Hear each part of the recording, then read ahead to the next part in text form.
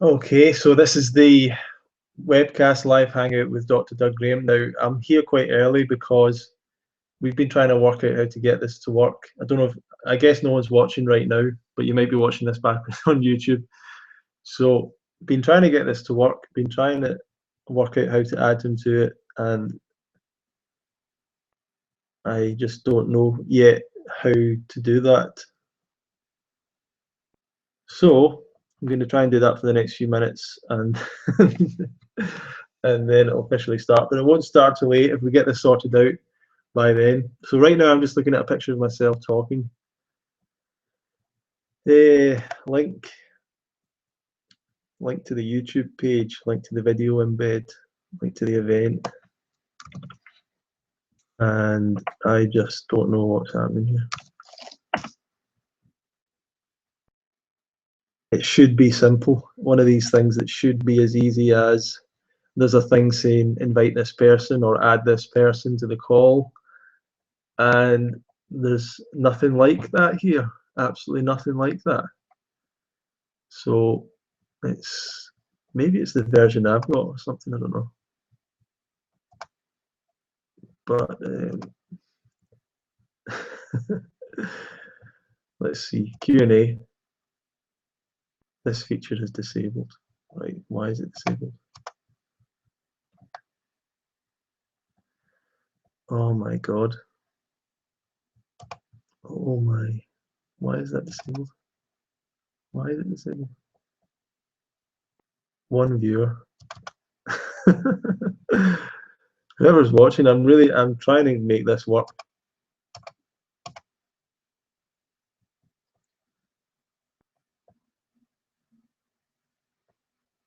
Screen share, chat, Q&A. Why is the Q&A disabled? What's disabling that? Nothing's disabling it. Oh my.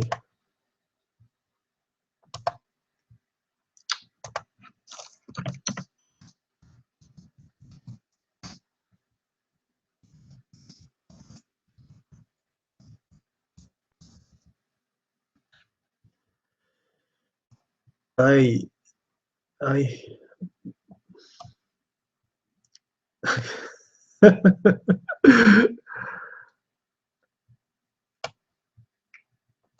I really don't understand why this is not working.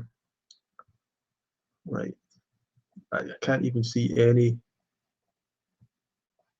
stop broadcast. Clearly I don't. Keyboard shortcuts. Help. Help. That's a good one to go to. Help. Learn more about Hangouts. Okay. Learn more about Hangouts. Hangouts on your Android.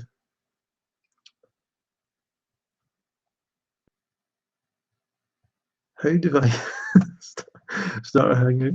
Get started with Hangouts. Hangouts in Gmail.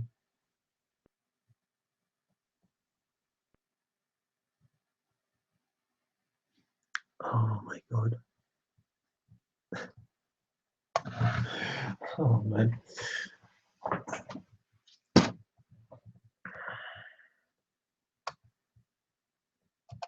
Why is this not?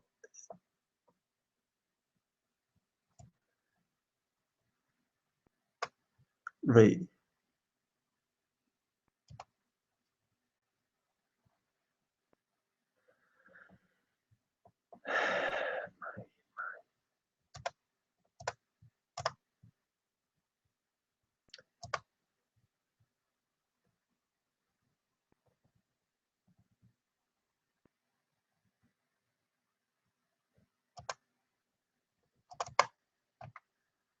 Oh, come on, Google.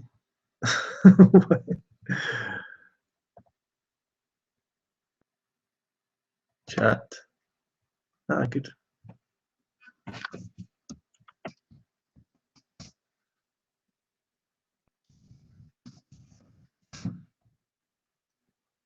Choose links.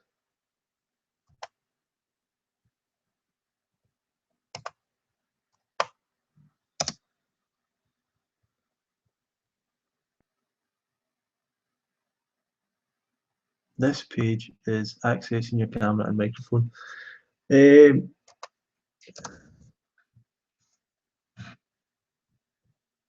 Right, Q&A function, chat function, screen share. Ah, here we go. Right.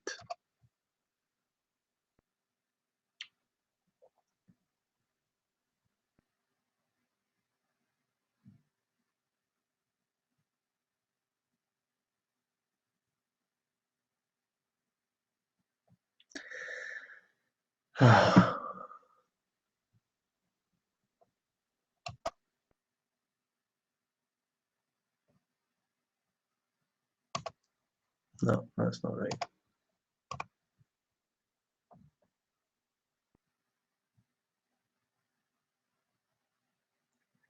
Oh, come on. Why isn't this so easy?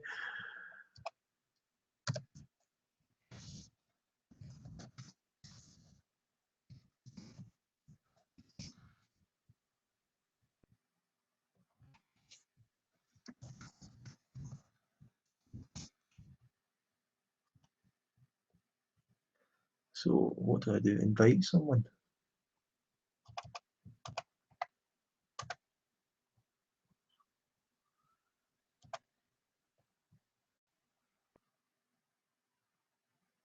My drive, upload, shared with me. No, no thank you.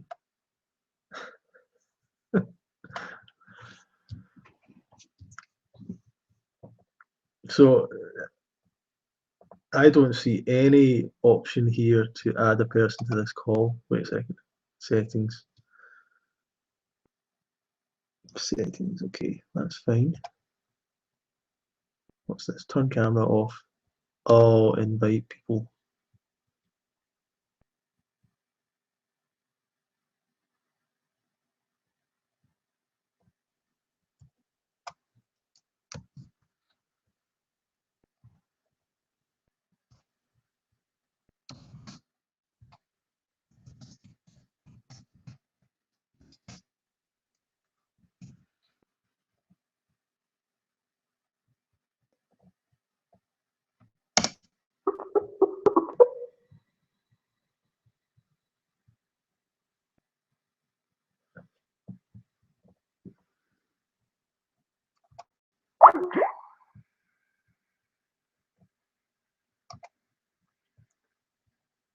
Ah, there we go. There we go. I've got it now, I think. Hello? Hi, is that Ronnie? Yes. Hello, my name's Edward. I got your letter about the food fest. Oh, excellent. Excellent. I was just wondering, I was talking with my girlfriend, and we're just wondering, we're very interested in the festival, but we're just wondering, like, how many places there are left, there's the early bird ticket places still left. There are, yeah, there is. There are. Yeah. Okay. Are there places. Okay. There's rooms left in the main building, which is probably what you'd want if you're sharing. Yeah. Okay, yeah, that's good. Has it been popular? Have you had lots of interest? Yes, we've got. Yeah, it's let me think, 50 to 60 so far, so we're doing okay. 50 to 60 so far. Yeah. Cool. Brilliant. Okay. We're just trying to figure out the rest of our summer, you see, because we wanted to do a few different holidays, different places. But so if the two of us wanted to come, it would need to be £100 each deposit. Is that correct? Yeah, if you want to in order to save for the lock in the early bird price. Yeah. Then it would be that. Yeah. Okay. And that's to be done today. By tonight. Yeah. I mean, if you got an issue, you can just speak to me. Would you mind if I phone you back later tonight? Yeah. I'm really sorry about this. I'm just about to do a sort of live hangout online with Dr. Doug Graham, and yeah, so I'm trying to make that work right now. I'll carry on. Yeah, Ronnie, that's fine. Maybe I can call you back at Well, I'll phone you back. Yeah, I'll phone you. Yeah. Sorry about that, Edward. Yeah, probably before 10. Is that too late or? Right. Thanks a lot, Edward. I will call you back soon. Thank you. Bye. Right. I think we've got it. Thank goodness for the last minute. Right. Yeah. What I'm going to do, I'm just going to share the link with other people so that they can jump on, and then we'll go for it. So let me just. That was someone from who wants to come to the fruit festival just phoning me there. So that was. I'm just going to send a couple of emails out very quickly. Sorry about this. So people will start to join soon, hopefully. Well, is it 8 o'clock yet? It's just about to turn 8. Yeah, not quite.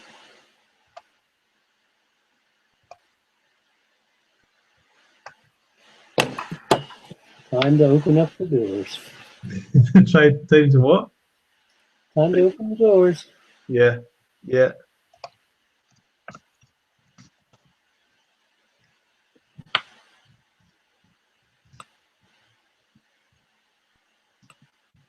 So are we just chatting, or do you have questions, or do I ask all the questions, or what?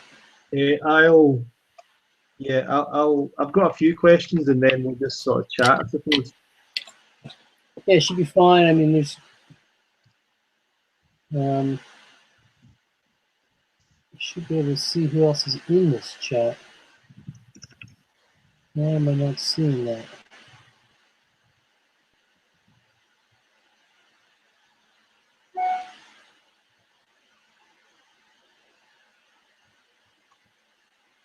Huh.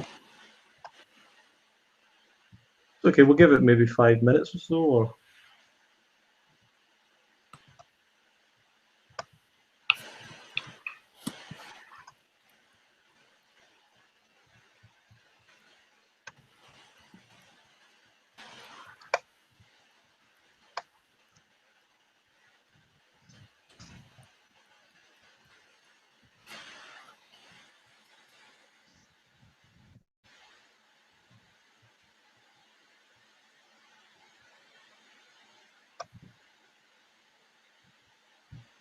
Are you looking at the chat bar as well?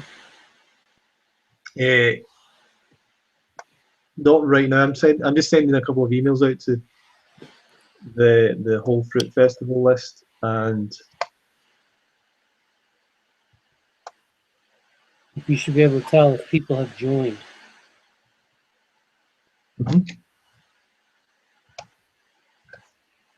yeah, there's 11 viewers. Then you're live. Are you live at this point? Yeah. Yes, we're both live. Fantastic. Let's get it rolling. What's that? Let's get it rolling. Yeah, sure. Okay, well, this is Ronnie from the UK Fruit Festival and from this YouTube channel and everything else. And we've got a live hangout tonight with Dr. Douglas Graham, who is author of 8-10-10 Diet and also Nutrition and Athletic Performance. These all look backwards to me. Do they look backwards to you, Doc? Mirror image? They look right to me. This is your latest book, Prevention and Care of Athletic Injuries. Okay. And I think the first thing I was wanting you to go through maybe like, how did you get into teaching health, speaking about health, presenting about it? What was the first thing to go into that kind of area, or how did you approach that? It's sort of it is a long story in some ways. I'll shorten it a little bit. When I was 6, I told my mom I was going to be a doctor. Something came to me, and she said, "Well, you can be anything you want." I actually told her I was going to be a doctor and I was going to be 6 feet tall. And she said, "Well, you can be a doctor." but you're probably not going to make 6 feet tall because my dad's short and my mom's just barely 5 feet. So and she said, you can be anything you want to be. I said, no, Mom, it's not that I want to be a doctor. I'm going to be a doctor. Right. It's sort of like I had some knowledge, Right. And then I didn't really think about it much for years. But over the years, as I went to various doctors, I just go, well, no, I don't want to be a dentist. And no, I don't want to be a orthodontist. And no, I don't want to be a pediatrician. And I don't think I want to go into general practice. And it kind of, by the time I was about 16, I'd pretty much eliminated all the kinds of doctors that I'd ever heard of. Yeah. And sort of gave up on it. Yeah. That spring, I went down to the beach. I lived really close to the beach, and I went to the beach. It was still, I was the only person on the beach because it was still cold weather. But I was down at the beach, and I didn't hear a voice. I didn't see writing in the sky or anything like that. But it was sort of a spiritual experience because I did get a message, sort of a conscious message. The word health came to me really strong. Right. I tried to deny it. I tried to turn around, walk down the beach a bit, ran down the beach, in fact, looked back out at the water, saw the horizon, which is one of my favorite things to see, and this it scared you. Message of health just came back. I didn't know what to do with it, to be quite honest. Yeah. And it wasn't for some years before I ever heard of chiropractic, and then went to a chiropractor to find out what they were about, and I was quite impressed. There wasn't blood, and it seemed like he was helping people, and there weren't any drugs, and I just liked enough about it, so I decided, this is the thing. I'll go back to school for chiropractic, and I had to take a few courses, and while I was taking those courses, I was exposed to some things that kind of blew me away. Among them was this idea of raw food, and that was seemed pretty crazy at the time. And I remember a guy named Ken was showing me how to make almond milk, and I'm thinking almond milk just seemed weird.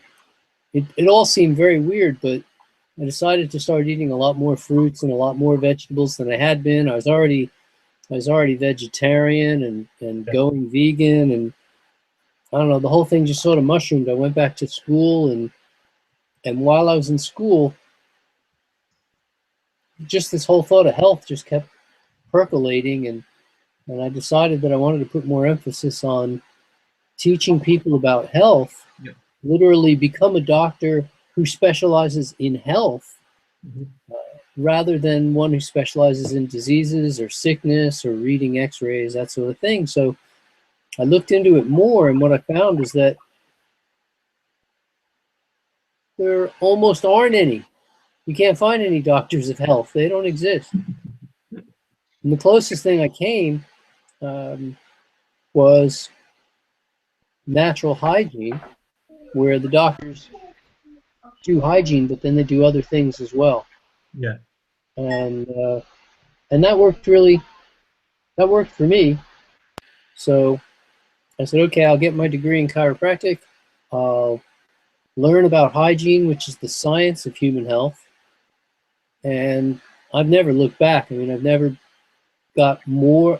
I don't think I ever got more deeply into anything than I did into the whole science of human health. And I still find it incredibly fascinating. I still write about it almost every single day. I'm still, continuing to write, and it's just been the right match for me. So today I can actually, tell people, well, I'm a doctor in health. There's only a handful in the world. I'm truly a specialist in the field where there almost is no competition. Yeah.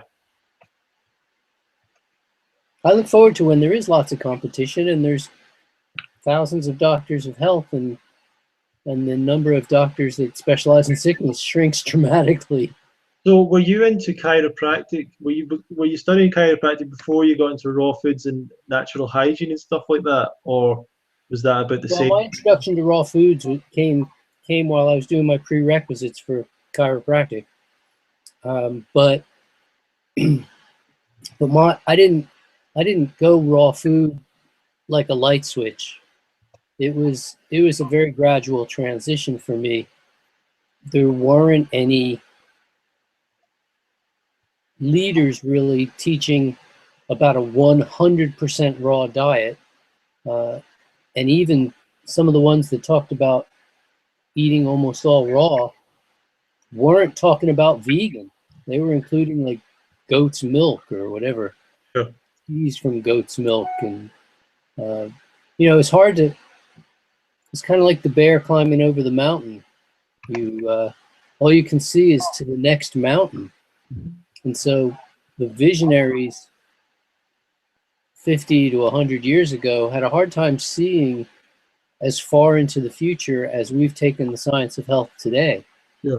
To understand that, I mean, they didn't know about carcinogens, they didn't know about mutagens. Heck, 100 years ago, they had only just started discovering vitamins at all. They didn't know about anti-nutrients and antivitamins and this whole thing, all the stuff that happens with cooking. They didn't understand that you create cross-linked enzyme-resistant bonds, making the proteins unavailable. I mean, there's just so much they didn't know. So my transition was really slow. In fact, when I first transitioned to raw food, I just tried to eat a mostly raw diet. And I remember explaining to people that I wasn't trying to eat all raw, because that would just be setting myself up for failure. And I didn't want to fail. I wanted to succeed. I wanted to focus on what I was in favor of. I was in favor of eating more raw food. So I just kept eating more raw food. But it took a few years before the light bulb came on that what I really wanted to do is eat all raw all the time. And it took a few more years before I figured out how to do that successfully, because I tried all the traditional methods of eating raw, from stimulants and condiments and supplements and superfoods. And I went all those different ways. I went through a short, relatively high fat. It wasn't really high fat, but it was certainly unlimited fat. I didn't consider fat as an issue. And then by the late 80s, I was talking about, you got to eat more fruits, got to eat more vegetables. Went from having fruit for breakfast and fruit for lunch to fruit for breakfast, fruit for lunch, and all the fruit I want before my dinner meal. And that really was the kicker, really, that made the difference. Once I did that, once I went to all the fruit I want, whenever I want it, no qualms about it, no holding back on fruit, that was what allowed me to get off the complex carbohydrates. I was no longer driven to starches as a calorie source. Why did you keep going with raw food? Like, there's so many people now that they've got a lot of information, a lot of good support, and they still will sort of give up before they get it, I suppose. But seems like you just kept hammering away at it until. I don't think that I'm so doggedly principled or anything. I think I'm just very persistent about stuff that I know. If I know, how could I smoke cigarettes with what I know about cigarettes? Yep. How could I? How could I harm myself knowingly when I know?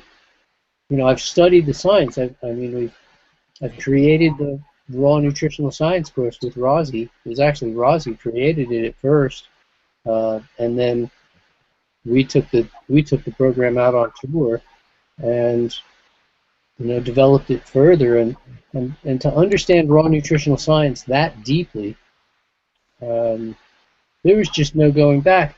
But I think even more than that, what made it difficult was, or what made it difficult to go back, right, to ever compromise the raw food approach, is that I feel so good on the program that I'm on. There's no way I want to let this go. I mean, I kind of picture it like I'm driving the Cadillac of raw foods. Why would I want to, go on to some moped of cooked food? Yeah. And who were your influences back then?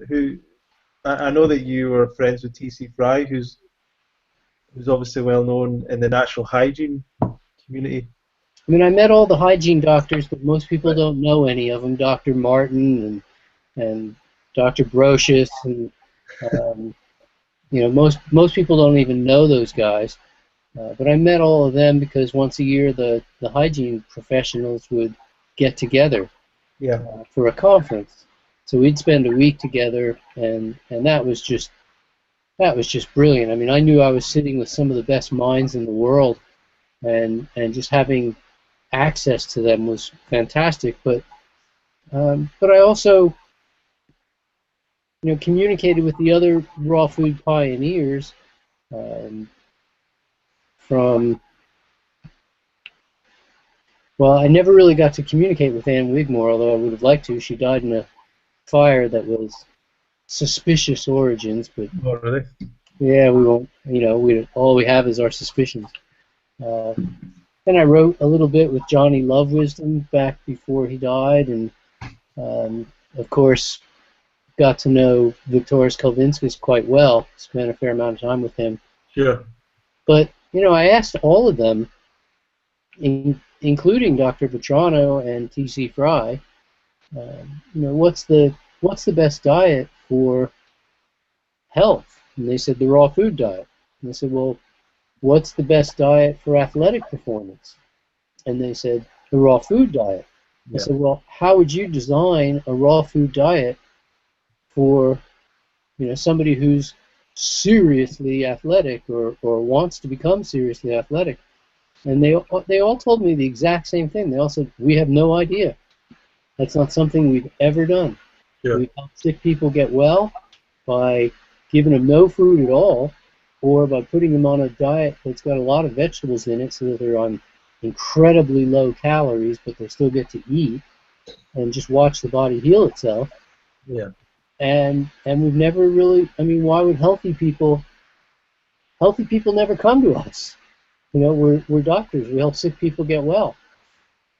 And healthy people never come to us. And at that time, I really said, I know there's a lot of sick people, but it's a lot more fun working with healthy people as far as I'm concerned. I've had I was in private practice for 20 years. I ran a retreat center for a decade. I worked with plenty of sick people and helped them get well. But personally, because of my own background in sport, my own enthusiasm for fitness activities, I like to play. Yeah. But I do throw myself into my fitness activities, and I respect the heck out of people who are willing to do the same for their sport. It's part of why I don't watch a lot of sport anymore, because I feel that so many of the athletes don't really put their all into it. I mean, they're doing drugs, they're partying a lot, they're not eating that well, they're not taking great care of themselves in a lot of ways. They're using PEDs, they're just having themselves. It's just, there's various reasons why it might be, but it's rare when I find an athlete who is truly dedicated to the point where they say, look, to me, performing as well as I possibly can means the world, and I'm going to do what it takes in order to do that. That just gets me super excited. I mean, for somebody else, it might be somebody who says, look, I'm going to write 1,000 words a day, or I'm going to practice my guitar for 3 hours every single day, or whatever it is. But to me, when an athlete tells me that they're really dedicated, they're going to do what it takes, so that they know they've stacked every lifestyle card and every training card in their favor, so that they can perform to the best of their ability. Not that they can be the best in the world, but just the best of their ability. And that just, that sparks something, or that resonates with something inside of me that I really enjoy. I still like helping sick people get well. It's one of the most rewarding feelings in the world, is to be able to help somebody in need, and when it's their health that's in.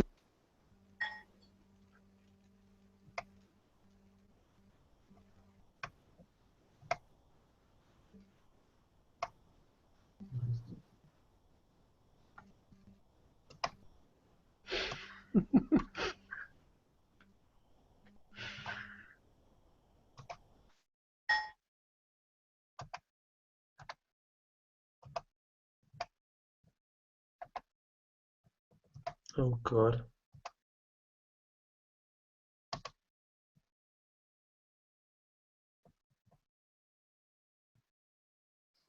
Sorry, for some reason this has muted you.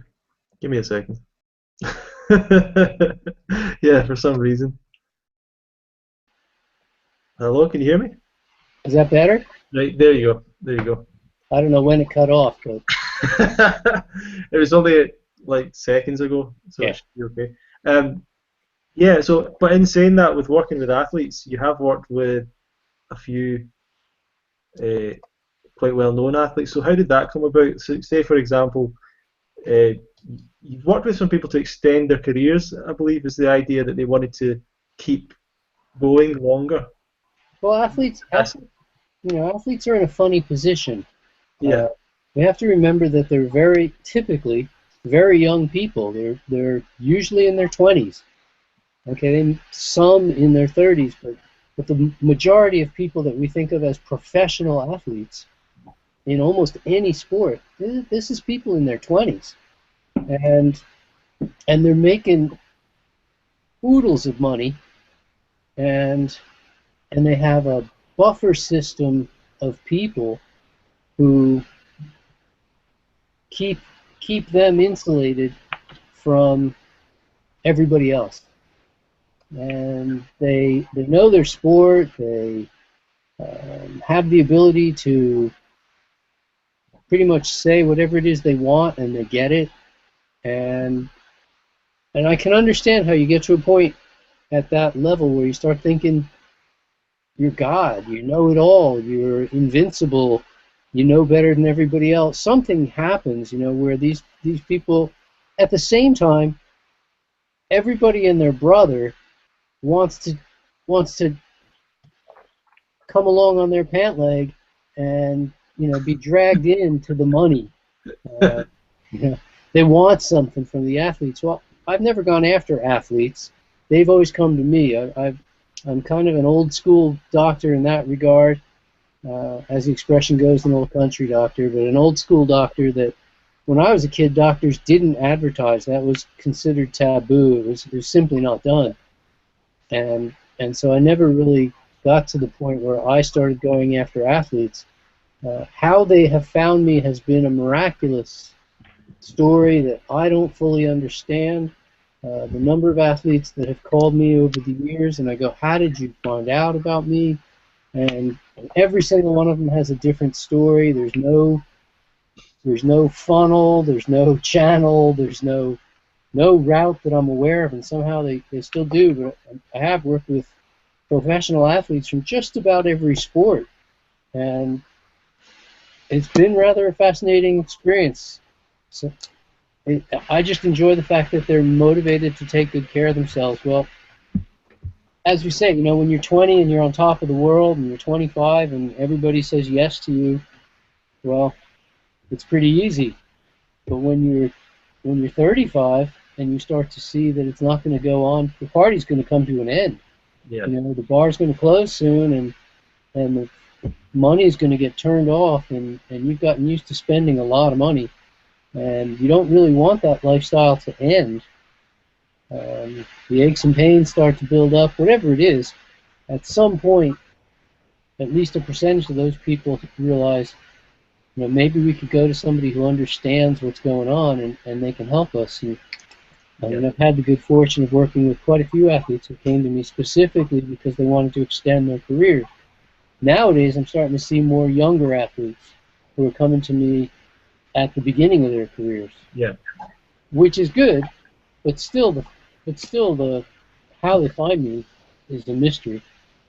Okay, well, I'm going to go for the first question that I was asked by someone earlier on today. So the question is, my partner and I have been vegan for years. I was 100% raw for about 10 months. This is this person's own words. When the weather turned colder in winter, I went back to eating cooked food. I'm trying to go raw, but I find myself addicted to cooked food. Have you any advice of how to stop cooked food cravings or deal with them, particularly as my partner is not raw?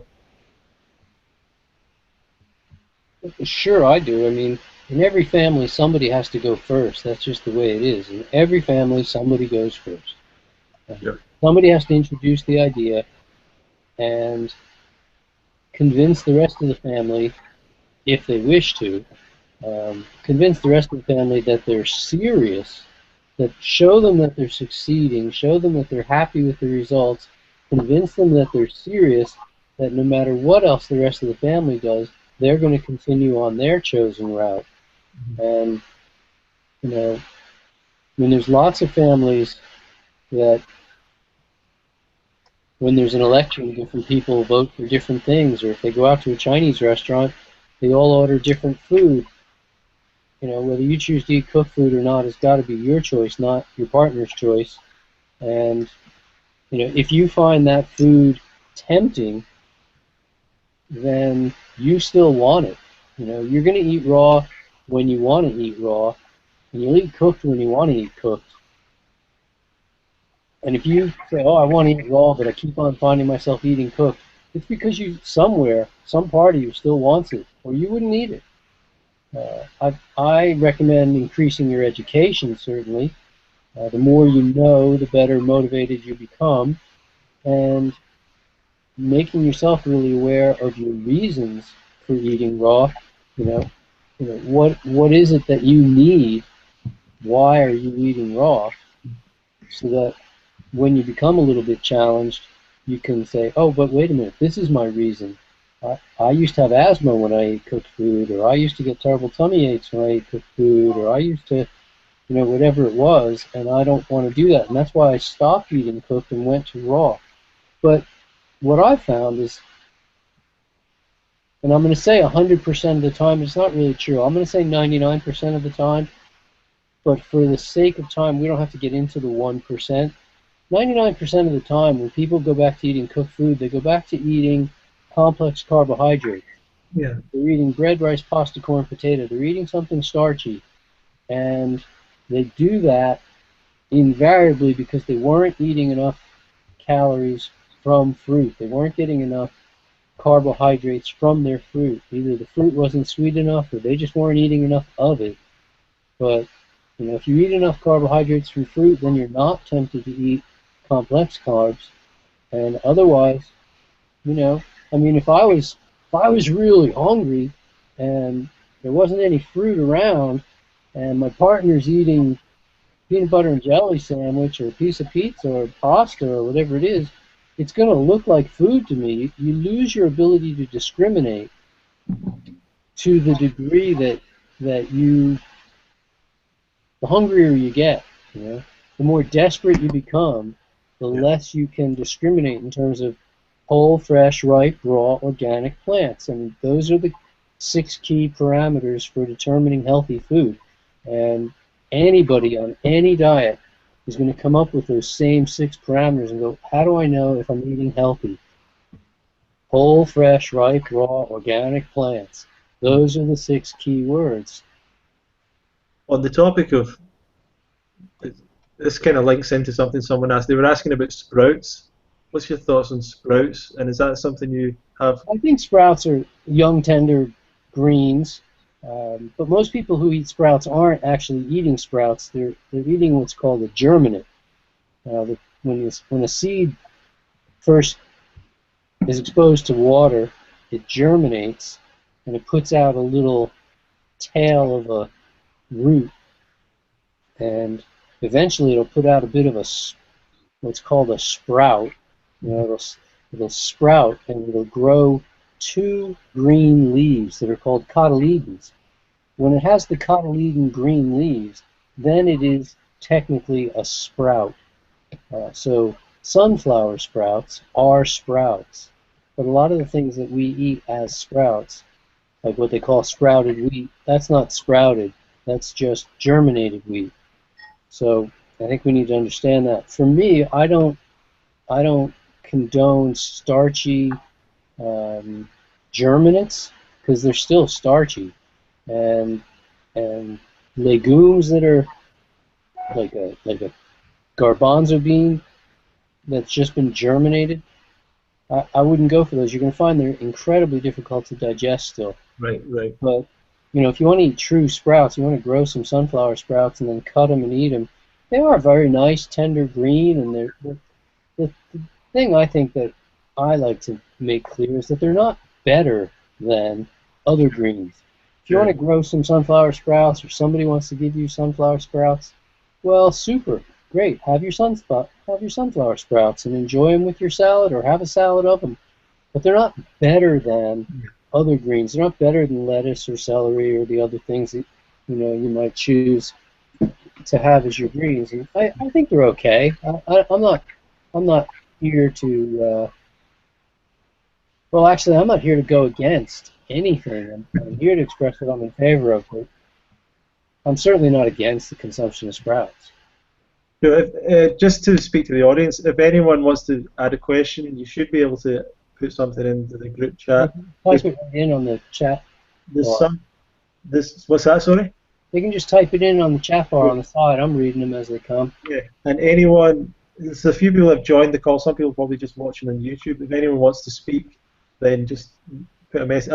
Anyone that's joining through Google, I've just muted you automatically, but if you want to speak or say something, then put something in the... I can see Ran there from Israel, he's watching. Yeah, I can see him. So that's how we'll go, and it's open for anyone to ask any questions they like.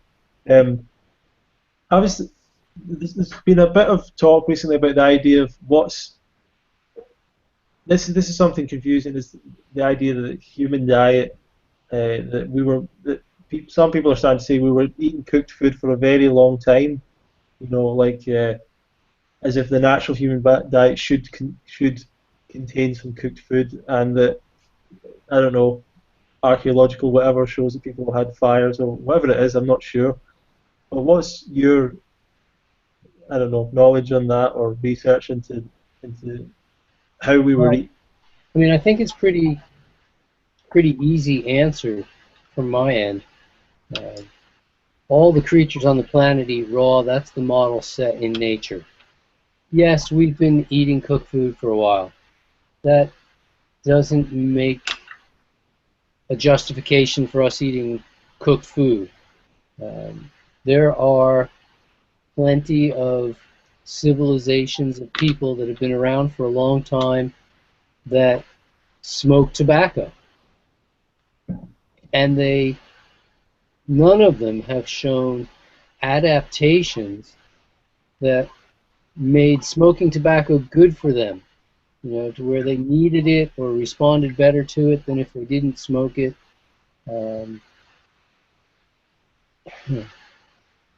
Cooked food, the only things that happen with cooked food is that the foods become degraded. You lose nutrients, you create carcinogens, mutagens, antioxidants are lost, you create enzyme-resistant bonds for the proteins, the complex carbohydrates release toxic gas that is Hello everyone, how are you? Gas. Over and over and over, we cannot adapt to these things in a way that you would call a positive adaptation. You can make a negative adaptation to it. We can lose health as a result and say, okay, well, we still eat cooked food. We're willing to live at a lower level of health. Yep. But no way does it make, just because we've been doing it, I mean, you could start banging your head against the wall and teach your kids to do the same thing. Yep. going to adapt to that. Right, there's a question coming in. Just one moment. It's you remember Wu from the festival last year? Sure. Yeah, he's just about to send me a question for you. So I'm just waiting for. Great. Yeah, you can't forget me. Oh.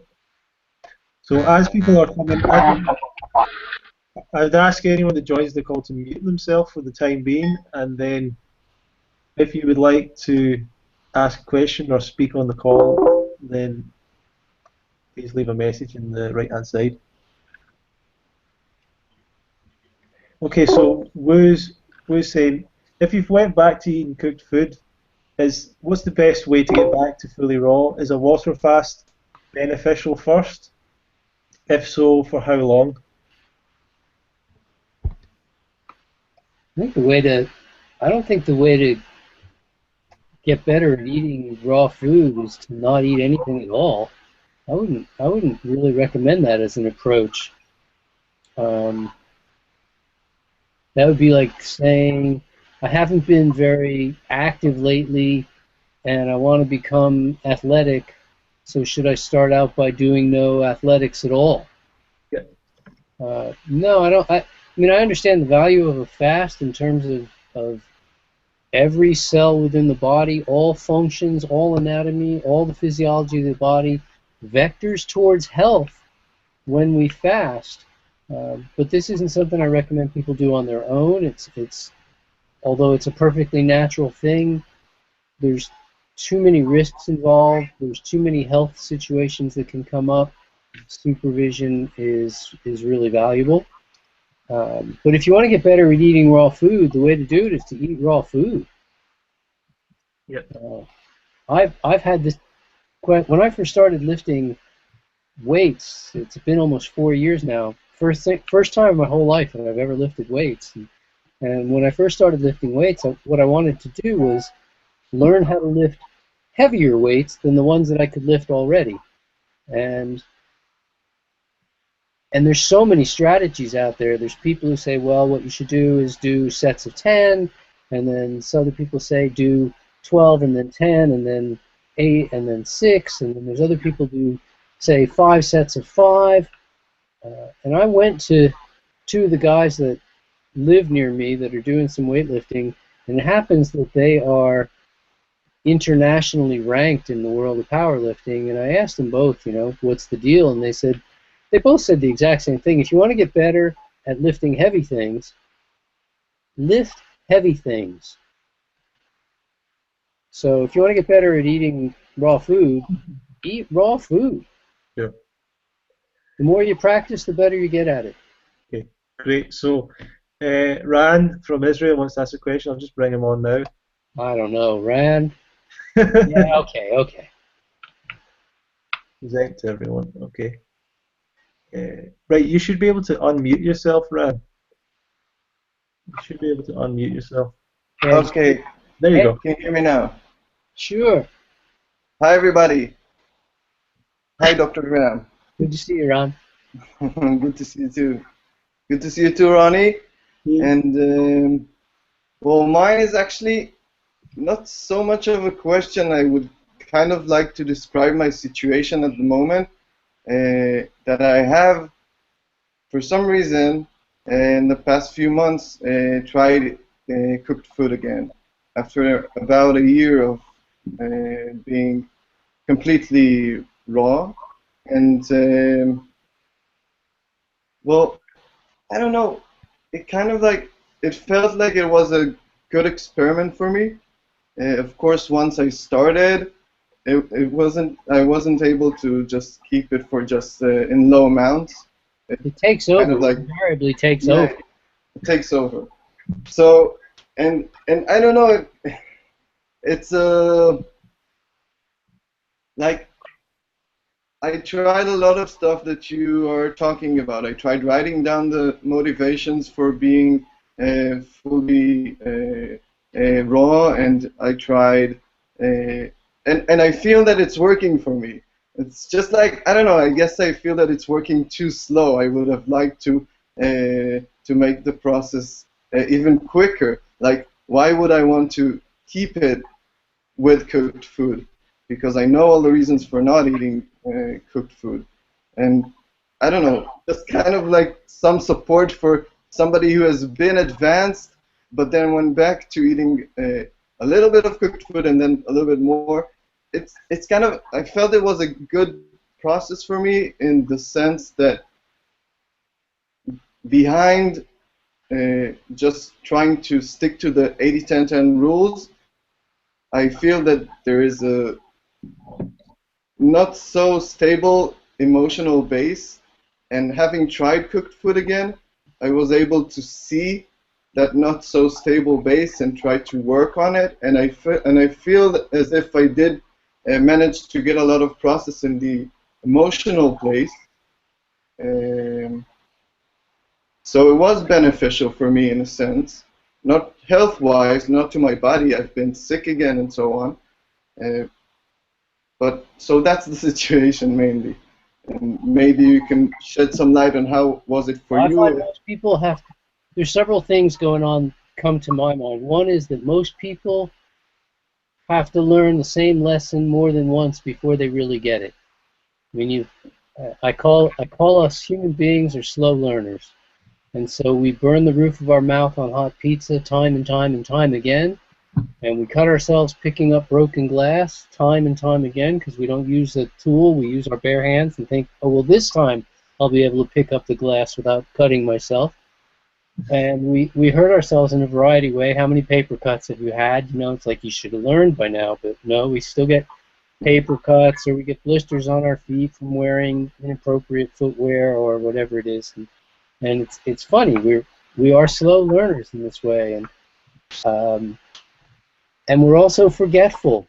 And so you had a reason for going raw. You had a reason for going 80-10-10. You try it. It works like a charm. But then you sort of forget a little bit how motivated you were to go raw when you'd given cooked food 15, 20, 30, 40 years worth of chances to take you where you wanted to go, but it didn't take you where you wanted to go. You're obviously going somewhere else, and so you went to raw. And then you kind of forget, you know, because things are going so well, you sort of forget, and you go, ah, well, maybe I could get away with a little of this or a little of that. Because that's the biggest lie that's ingrained in human personalities.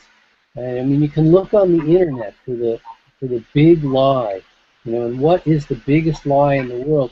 And the internet will have some funny answers, you know, like when somebody says to you, "Hi, I'm from the government and I'm here to help you," that's maybe not really what they're there to do, but you know, and there are some lies like that, like the checks in the mail, and we know many of the others. But the big lie is the one that it's innate in human beings, which is that we all want something for nothing, which means and there's endless variations on that theme, but we all want something for nothing. We buy lottery tickets thinking we're going to get something for nothing. We eat cooked food and live sedentary lives and put all the wrong input into our heads, thinking that we're going to be able to do all that self-abuse and health is going to be the outcome anyway because, you know, some magic is going to happen somewhere. And whether it's smoking or drinking or whatever it is, we're not going to get sick, right? And we all want health is free, but you have to earn it. And so, unfortunately, or fortunately, you know, it doesn't matter. You know, when you eat a bite of cooked food, you don't die. So that would be great motivation, right? If you knew, oh, if I have one bite of that, I'll die. Then maybe you wouldn't do it. But because it doesn't just kill you right there on the spot, you think, oh, I got away with that. Maybe I can. We all want to get away with stuff. I mean, this is a common thing for people. They want to see how much can they get away with. And there are many, many jokes in where people talk about, you know, our intellectual makeup, our psychological makeup of the expression is, "Can't I just do it till I need glasses?" And there's just many stories about human beings. We all want to see how much can we get away with, and if we think we got away with something, we'll do it again for sure. If we think we can get away with something, we'll do it, because that's just the way. I mean, it's just something inherent in us. We have more free will, at least we think. We have more free will than any of the other animals. Many other animals have free will, but to a lesser degree than we do, which means we know that we have the choice to try to skirt around the edges of stuff, see what we can get away with. Gee, I wonder if I eat cooked food, will anybody notice? If I don't train, will the rest of my teammates be able to tell that I haven't been training lately, or that I've been doing drugs, or that I've been this or that or the next thing? And we do it in relationships, and we certainly do it in our relationships with other people. And then the next thing you know, we find that we're doing it in our relationship to ourselves. And see, and even though you can't, well, there's an old Japanese saying about the man in the mask, and he wears a mask to work, but then at the end of the work day, and that's the mask he shows to all his employees, but then he takes that mask off when he travels home, and but underneath it there's another mask, and that's the mask that he wears when he's out on the street or in his car or on the train. But then when he gets home, he takes that mask off, and that underneath it is another mask. That's the mask that he shows to his family. And it's not until the end of the day, when he finally goes to bed, that he takes off the last mask. And underneath that is the mask that he wears, that he shows himself. Right? And so although you'd like to think that you could get away with it, you know that whether you're living up to your own standards or not. And it's not up to me to tell other people what their standards should be. You have to be happy with your own set of standards. And I agree, once in a while you have to do something that maybe you got to find out again. Hey, maybe a year or two from now you'll be doing the same exact experiment again. And eventually you get to a point where you go, you know what, I've done this experiment enough times to know that the results are going to be the same time and time again. I'm going to lose my energy. I'm going to start gaining unwanted fat. I'm going to get sick. All the wrong things are going to happen. Yes, it tastes perfectly good. Oh, look, it took over. I started out thinking I'd just have a little cooked food. The next thing you know, I'm eating less and less raw, saving room for the cooked meal at the end of the day. Now I'm eating cooked meal every meal, and it just takes over. And you'll learn that lesson enough times. Bless you that you're on the road to learning that lesson. There's a lot of people who haven't even yet gotten on the road. Is that enough for you, Ran, or you want more? You want more? I think that was it. First of all, it touched me in the place where I'm in, and second of all, I think that it's sufficient for now, and I will let you know if I'm doing this experiment again or not. Lord, I know we'll see you again. Great.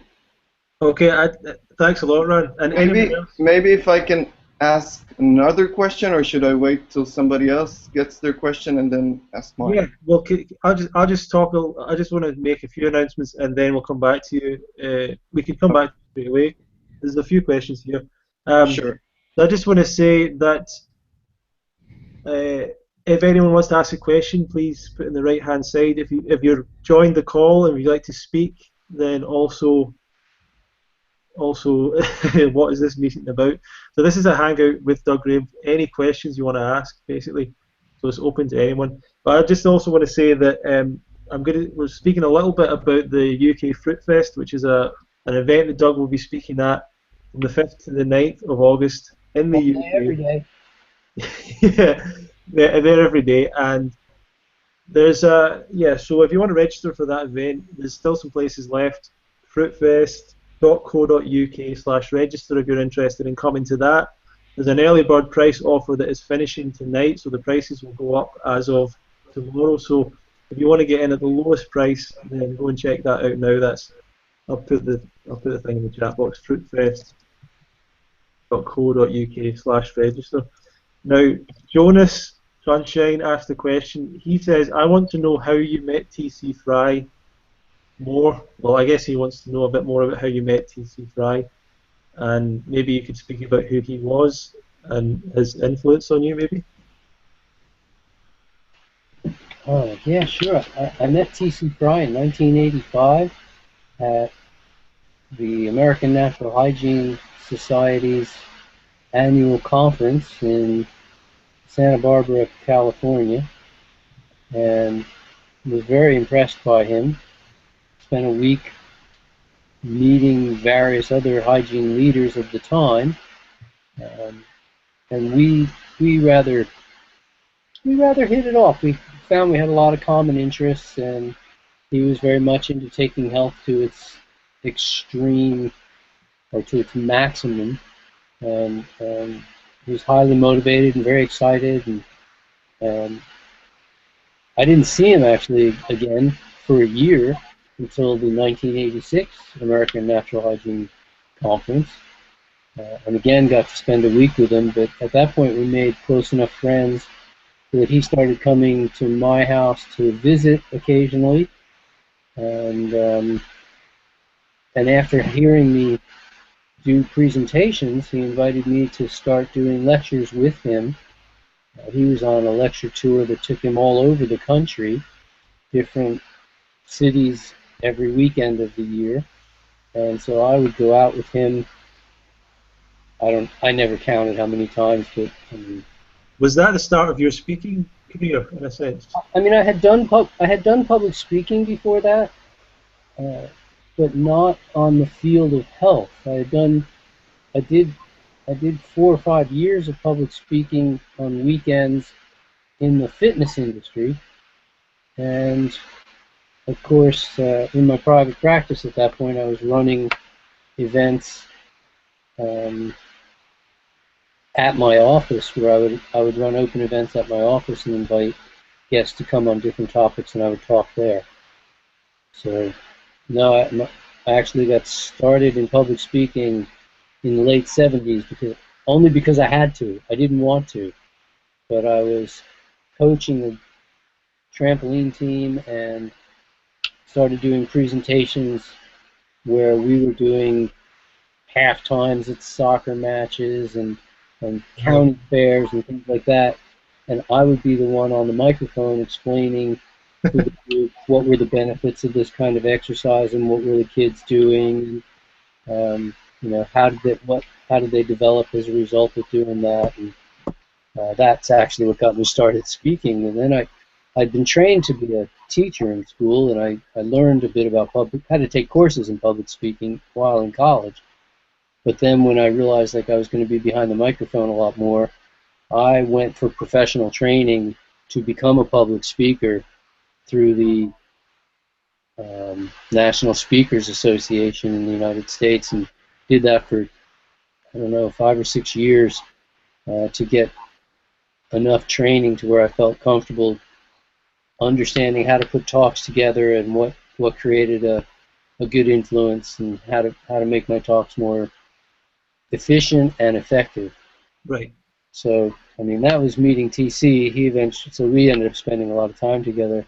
I saw the other part of the question was I met Rosie in the almost exact same way. She came to a natural hygiene conference in the early 90s, I think in 92, and invited me to come speak. She was going to be running a conference overseas in England, and invited me to come over there. That links in because you were asked how you met Rosie, but someone seems to be thinking that you influenced her to go raw. But I'm guessing she was raw before I met her. Right. Rosie's been raw now for 26 or 27 years. I mean, we're not counting, but it's been at least that much. And were you doing was she doing the sort of same thing as you then? Was she? She was doing very much the same thing as I was, but doing it all through Italy and Spain and Germany and Bavaria and Wales and Scotland and Ireland and all up and down England. She was deep into the health field. She was a rather well-known leader for the national organization that trains instructors, and she was a teacher trainer, meaning that she trained the teachers who then trained the instructors. So she taught the teachers. Okay, I'm going to see if Ian can hear us, because Ian's on the call, and I think he's maybe want to say something. Ian, are you there? You can unmute yourself, Ian, if you're listening. Hello? Okay, we'll leave him for the moment. So, go back to just, I guess these are questions you've probably been asked many times, but they come up again and again, I suppose. A lot of stuff about supplementation. There's always seems like there's always new supplements that come and go, and people have been drinking green juice grass or something, dried green juice grass, I think. We've been adding that to smoothies. A lot of people seem to have been doing that. What's your thoughts on either supplements or these kind of things that are like, this is a boost to your minerals? Wheatgrass, barley grass. Well, I mean, first of all, whole fresh, we're going to come back to our 6 basic tenets. Whole fresh, ripe, organic plants. These are the health foods. So when you dry a food and then powder it, and whether or not you remove the cellulose from it, you're concentrating food, but you're not concentrating nutritional value. You're removing nutrients from the food. This doesn't make the food more nutritious to remove nutrients. Yeah, I mean, if you want to take an iron supplement and just take iron, an iron supplement isn't more nutritious than food. It just has more iron in it than food.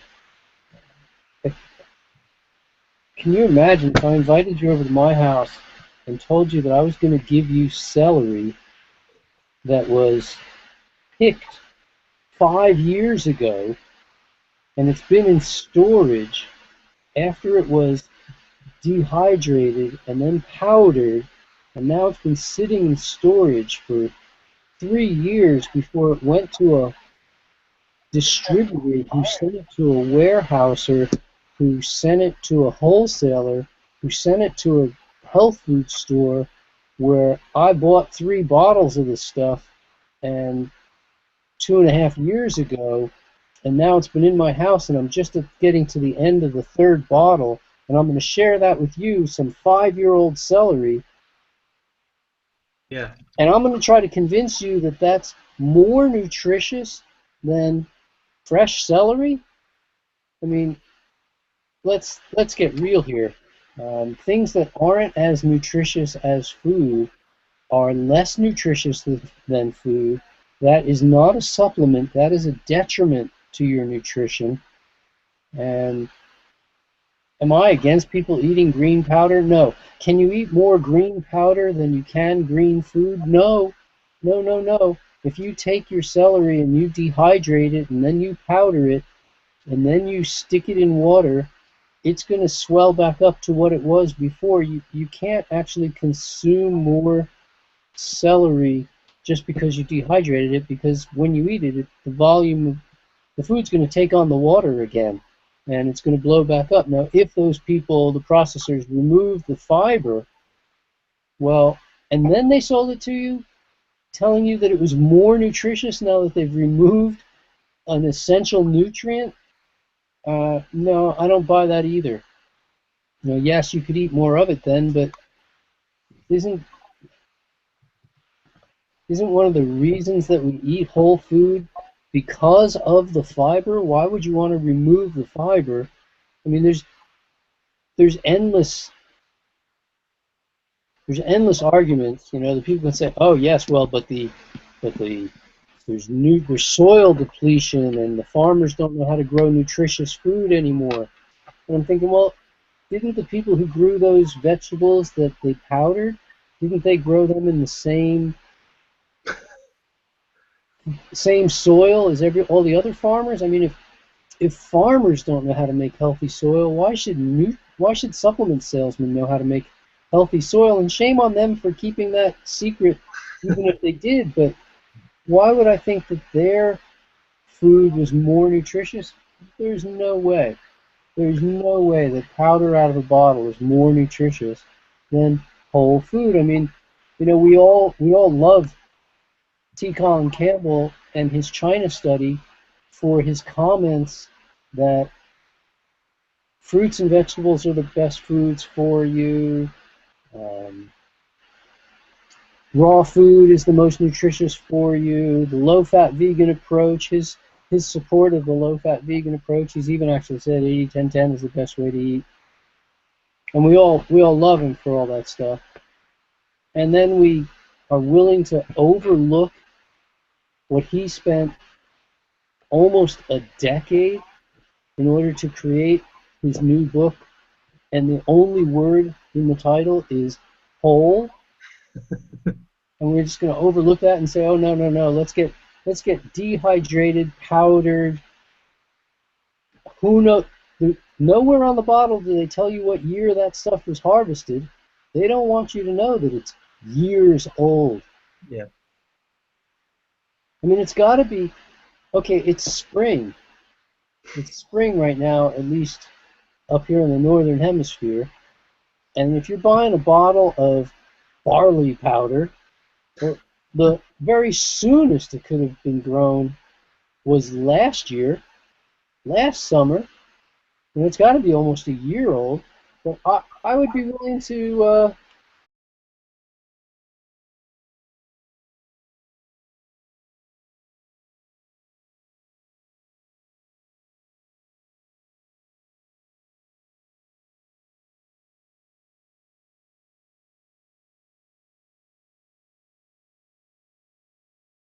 Are we back?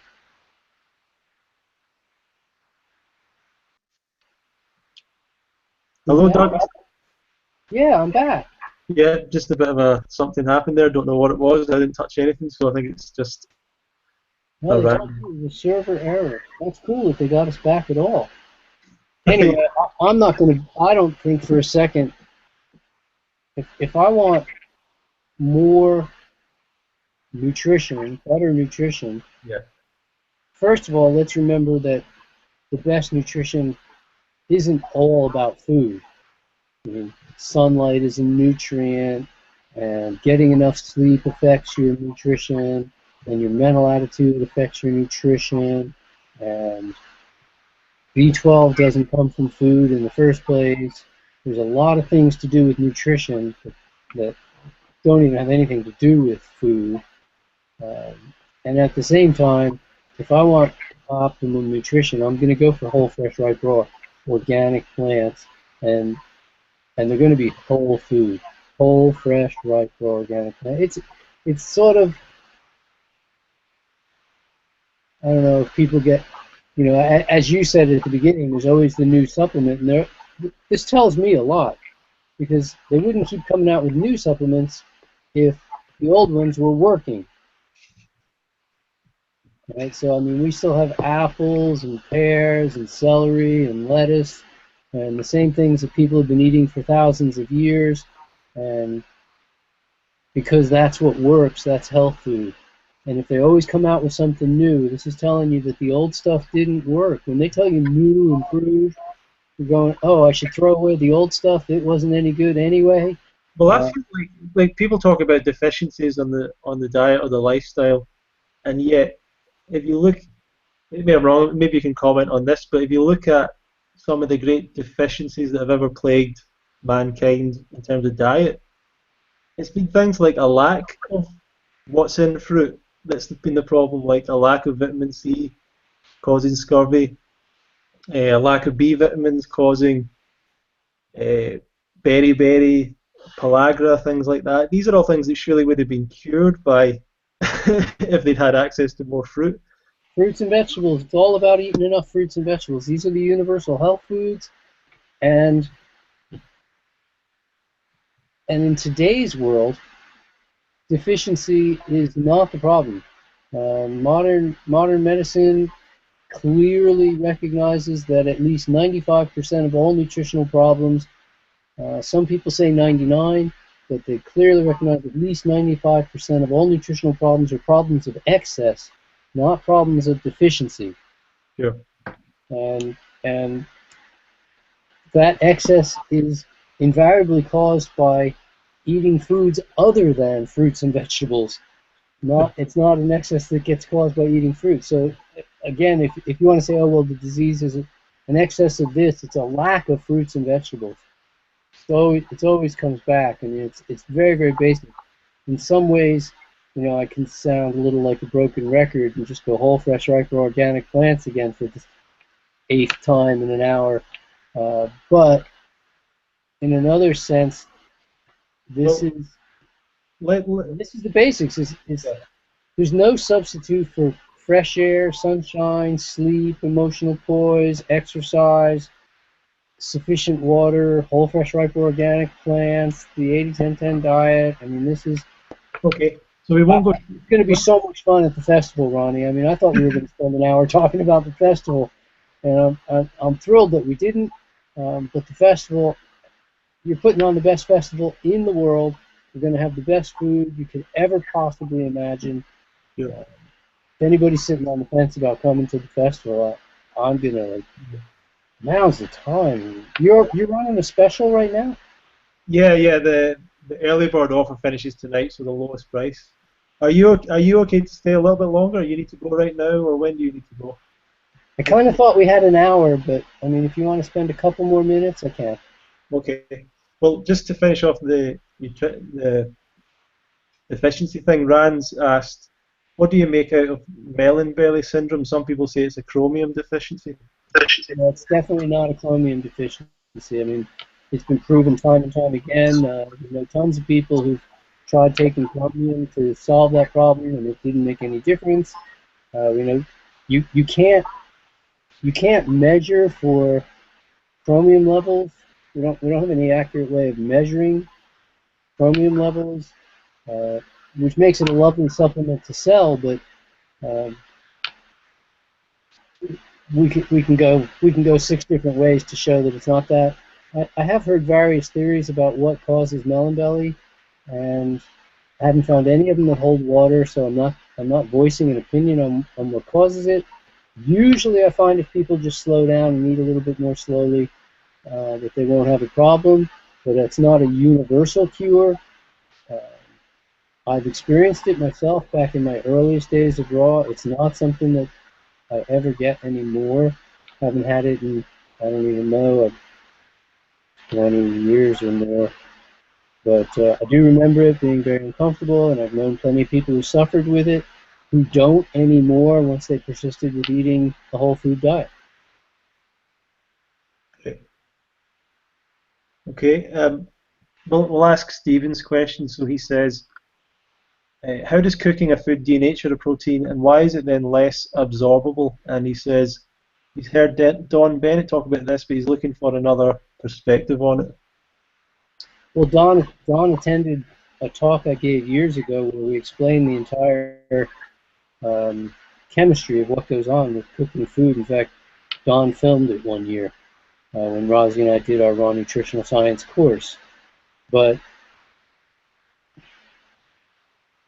essentially what happens is, in order to digest food, you have to denature the protein. And we do this 2 different ways. We can do this chemically, and by that we break our proteins into proteols, and then into polypeptides and dipeptides, and eventually down into amino acids. This is a chemical process that happens in our digestive system, partly with the chemicals that our body produces, and at the final stages it happens through the action of various microbes that live in our gut. When we cook food, what happens is the bonds that hold the protein together are separated, and then when the food cools back down, those bonds reconnect with each other. And so, but when they reconnect, they do what's called cross-linking. So if you had bonds like this, then they do like that, and they're not connected to each other anymore in their normal setup. And so we have a challenging time. What's formed is what's called enzyme-resistant bonds. When I was in school, my chemistry teacher taught this as indigestible, unusable to the human body. Can't access the proteins because we can break the proteins down into proteols and then even into polypeptides, but we don't have the specific amino acids to break down these what are known as enzyme resistant. We don't have the specific enzymes to break down what are known as enzyme resistant bonds. So these cross-linked enzyme resistant bonds, the cross-linked bonds are also part of the carcinogen problem, but they're also part of the mutagen problem. But Sure. because they're enzyme resistant, we can't digest them. As I said, I mean, when I was in school, they taught this as indigestible protein at this point because they're enzyme resistant, and once that's happened, these proteins are going to rot. You can smell it as putrefied, putrefied material when it comes out of your intestines, and I don't know. I can make a long story out of that, but that's basically the short story. Right, that's great. Right, so I don't want to take too much more time. I think most of the questions have been went through. Well, we can always do this again, Ron. I'd be happy to do it again. It'd be great to do it again. I'm sure people would like again to. in a month and have a good time. Yeah. I just want to. I guess I just want to end again speaking about the event that you're coming to in the UK. So the UK Fruit Festival happening from the 5th to the 9th of August, and you're going to be there for the second year in a row. Not just yourself, but your wife, Professor Rosalind Graham's going to be there. That's the treat. You get Rosie there. Yeah. That's the best. I mean, everybody knows she's the best. Sure. And Anne Osborne there, and Grant Campbell, obviously a friend of yours. So, if anyone would be interested in finding out more about the event, I've put up a video link, and that's a video that's just been created from last year's event. So you should be able to see that in the chat room there. I'll put it up again. So that'll give you a bit of the background of the event. And tonight, the earliest price for registration finishes tonight. So that's the early bird registration. There's already been a great response. If you simply want to find out more about the festival, you can go to the website, fruitfest.co.uk, and at the moment there's a competition where you can win all of Doug's books. If you sign up, we're going to do a prize draw for that, so you can sign up to get more information and enter into the prize draw to win all of Doug's books. That includes all of these, prevention. 80-10-10 diet, nutrition, athletic performance, prevention and care of athletic injuries. But if you're interested in coming to the Fruit Festival event, it's going to be 5 days. Doug's going to be talking each day, a 5-part program on health. He's going to go into more detail about everything we've spoken to tonight and more. Fitness classes every morning, food demos, and all the other presenters have got so much more to share as well. So if that's something you might be interested in, then feel free to go to the website and register tonight. If it turns out you can't make it, you get a full refund, so there's no risk if you're worried about you might not make it or something's going to happen in a couple of months' time, you can get a full refund. So that's fruitfest.co.uk/register. And there's a video there if you want to see more about what it was like last year. Got a lot of great reviews last year of how it went. Anything you'd like to mention about that, Doug, or add in at the end there? No, I just lost something though. I thought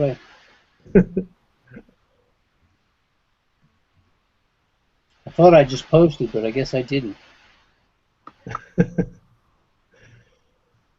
So I'm just so excited, looking forward to coming to the festival. I mean, it's going to be the highlight of my year, I'm sure. Certainly in terms of anything that happens. Well, I know it's going to be a great event. I have no reservations recommending it.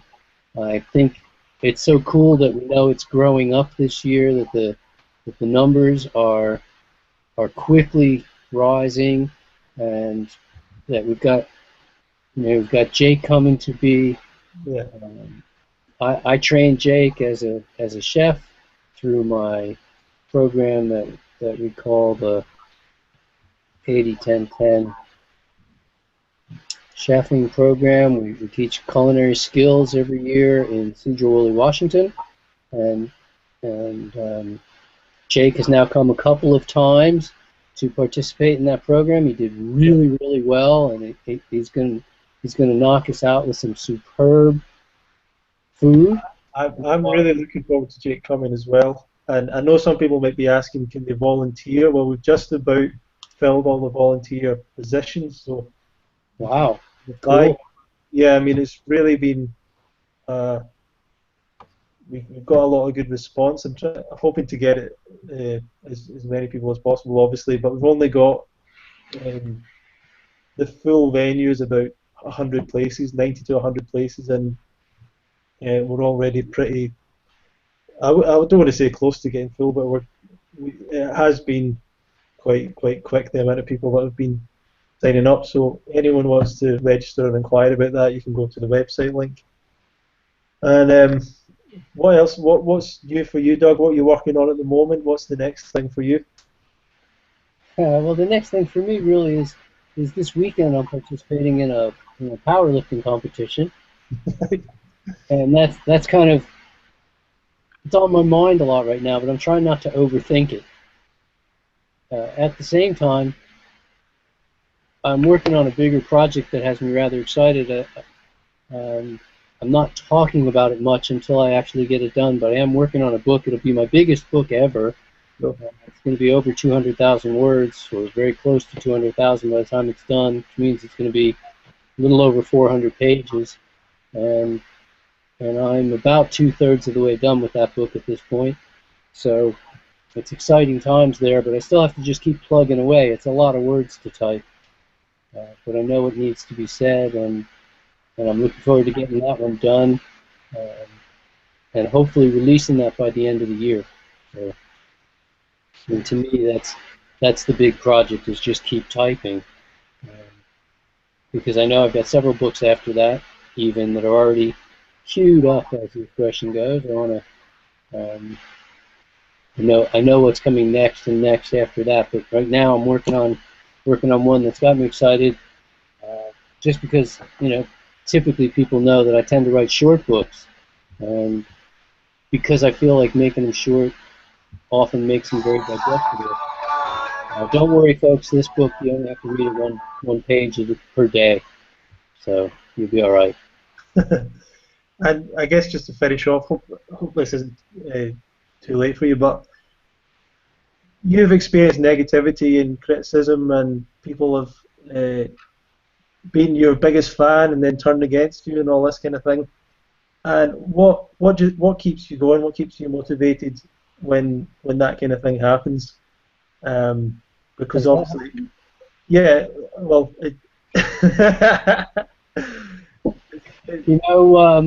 when you're out in front, you really don't look back all that much to see who's dropped out of the race. Right. So it's just a matter of my success is my response. I'm not a naysayer. I'm not talking badly about anybody ever. I don't get anything out of that, playing that kind of game. I'm not part of a lynch mob. I won't get involved in that sort of stuff. And apparently not everybody wants to be part of 80-10-10 or supporting 80-10-10. They want to be leaders of their own thing, whatever it is, and if they feel the way to build themselves up is to try to knock me down, well, that's fine. What you'll notice is there's nobody knocking the science behind the 80-10-10 diet. Nobody's saying that approach doesn't work. I mean, I know people sometimes don't like my personality, and that's okay. I mean, I can't be I'm not a chameleon. I give you who I am, and if you don't like my personality, well, okay. I'm not for every. You'll like Rosie because everybody likes her. You know, but as far as what other people do, I mean, they have to do what they have to do, and for me, I feel just going, you know, in the healthiest direction I can is my motivation. I have to be true to myself in that regard. And like I said, the science behind 80-10-10 is so well founded. No one has ever knocked any kind of a chink out of anything that's presented in 80-10-10 as science. So I feel really good about that. Okay, great. If there's is anyone else got anything else they want to say? Any questions just before we finish? Seems like we're just about done. Okay, well, thanks a lot for joining us, Doug. I look forward to doing it again, Ronnie. I'm really glad.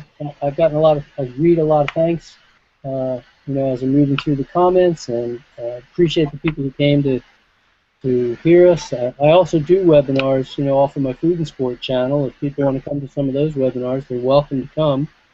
And just go to Food and Sport and find out about our webinars that I'm offering 3 times a month now. Yeah. But I look forward to coming and doing more with you. It's a joy to spend time with you.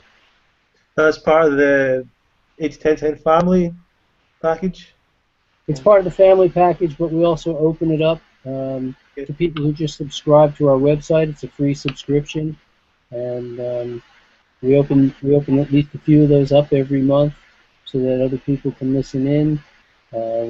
Sometimes to people who've taken our Quick Start program, we open it up to them as well, but it's open to the public at least once in a while, and we like to make it available to people. So okay, great. Please come and join us. Yep. No, like I said, it was fun that you came down to my house to spend time. I look forward to when you're coming again. We'll get more time hiking in the. Maybe it won't be quite so rainy next time we go hiking. Yeah, well, the fruit festival is kind of in your I don't know, it's pretty close. It's really pretty close, so that'll be fun. Yeah. But I know the guys that are supplying the food. They're the people I get my food from. They're dedicated to bringing us the absolute best quality food. We're going to, once again, approach Orcos about giving us all the exotic foods. That would be great, yeah. Costs where they can, you know, we can appreciate it and make sure there's enough for everybody that way. And it's, you know, from the food to the education to the entertainment to the socializing. I mean, just every aspect. The location is beautiful. The facility is great. I think it's going to be just, it's the event of the year, not to be missed. Right. Thanks a lot, Doug. And yeah, if anyone wants to find out more about it, fruitfest.co.uk. The early bird price is finishing tonight. That's the lowest price. You don't have to pay the full amount, just a deposit towards it. And it's fully refundable if you find out you can't make it in a couple of weeks' time, a couple of months, whenever, get the full payment back, so there's no risk there. Thanks a lot, Doug, for joining us tonight, and thanks everyone for watching. And yeah, and we'll do this again soon, and speak to Rosalind and let her know that I'd love to do this with her sometime if she's available to do it. If she's that would be great as well. That may well be possible. Everybody would love that. Right. Okay, thanks a lot everyone for watching, and sorry for the problems at the start and at the beginning, sorry, midway through, but thanks everyone for watching, and see you soon, and leave your questions or comments or whatever below, and yeah, thanks a lot.